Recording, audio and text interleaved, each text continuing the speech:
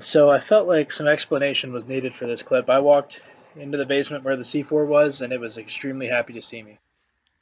So yeah, Austin was building the downpipe and got kind of frustrated and just flipped it over so we could get it running today. So Is we it came really? down just to build AN lines for the fuel system, maybe hook the power steering up and try to make this downpipe fit. Jack and I took care of the downpipe pretty quickly. We got Overall, this downpipe plenty just of is room for not sure. really placed ideally. The whole hot side is kind of tight.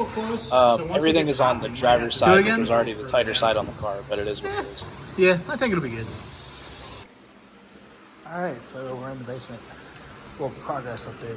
So I took a couple of videos that I've included in here, but turbo is mounted. The hot side is done. New intercooler is ordered. This one's way too small. So we have an intercooler coming. The wiring harness is in.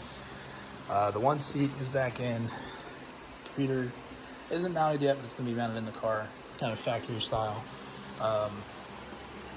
We got the crossover made for the hot side that goes under the engine behind the car.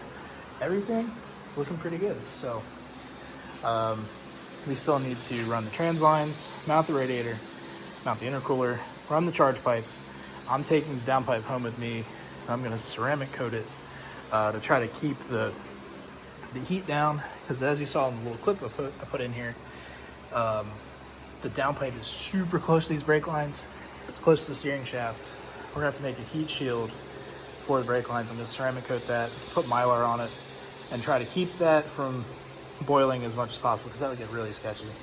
We're gonna have to cut the bracing on the hood, but I think this is gonna fit, and we're gonna run electric power steering, just like the 740 had.